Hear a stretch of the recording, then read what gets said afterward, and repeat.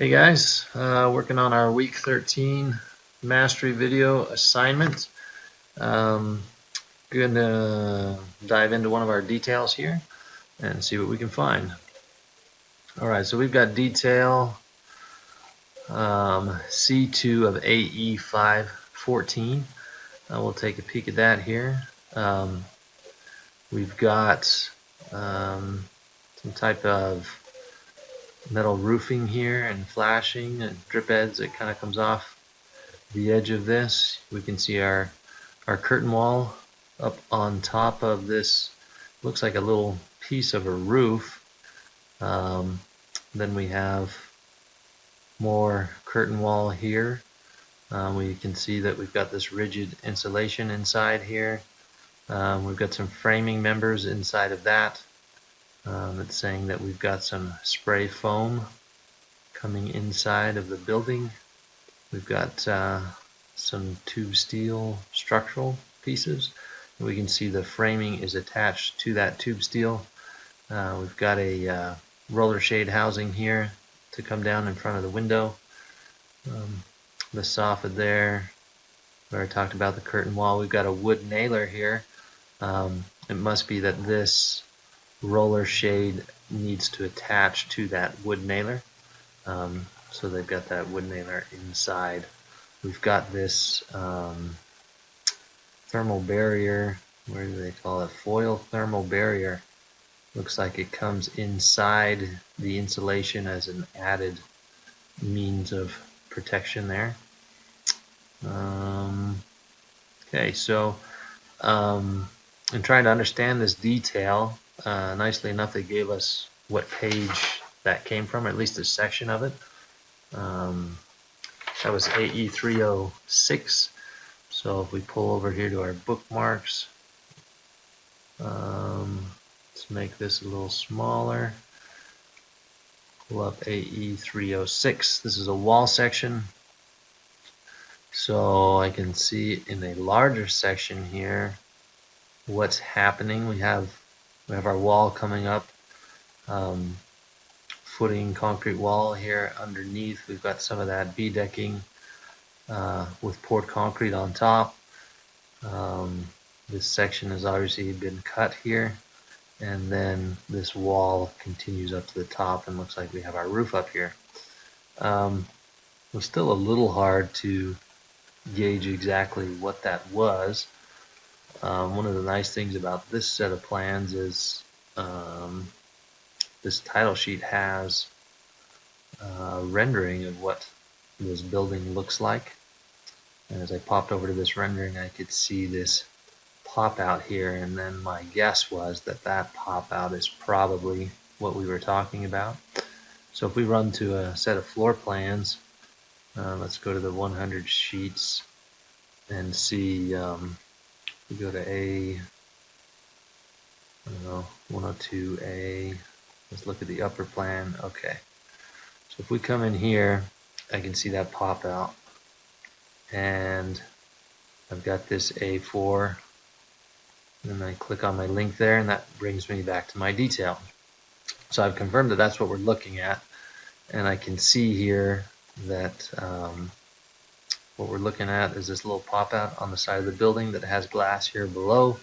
It also has a curtain wall up above. It's kind of the parapet wall, and the roof is up in front of that. And if we look at, let's pull back to our detail page. Is that 306? 514. Okay, so let's look at a couple of the items we're seeing in here. Let's talk about the insulation. I don't know a whole lot about insulation, but it appears as this building is doing a very good job of insulating.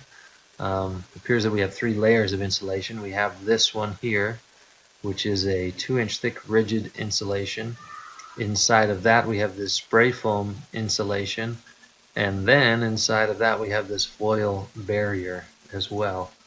So let's see if we can look at a couple images there to see what we're talking about. Let's look at this 2-inch thick rigid insulation. Actually, before we do that, let me go back. Where we go. Okay, so to find out a little more about that rigid insulation, I went to our specification sheet and my search started at the top here. Okay, so we're looking for thermal and moisture protection and looking for some thermal insulation. So that's going to bring up our search window here, type in 07-2100, click next again, and that's going to jump us all the way down to thermal insulation, which is kind of what we want to look at. So one of the first ones there we were looking at was this rigid insulation, and we're looking at, I don't know if this is wall cavity or curtain wall. I think it was curtain wall. So in the specification it's saying we should be looking for this Roxol ink curtain rock, which is mineral wallboard insulation. So if we try and find a picture of what that looks like, we can see on here some Google images of this mineral wallboard, and then actually we can click on one of these pictures and it will take us to this site, which kind of gives a blow up of that and tells us a little bit about it. They come in 48 by 24 2-inch thick pieces. They're sold by the case of 6. Gives us a price there, gives us some of the data on this wallboard insulation. This is kind of cool. I didn't know this. If we look at what temperature this stuff melts at, this wool is way up here, and well, what is that, 2,000 plus degrees. So that's kind of cool. It shows us that it's water resistant, gives us some of the acoustical performances. So that's one of the items that we found here on the outside.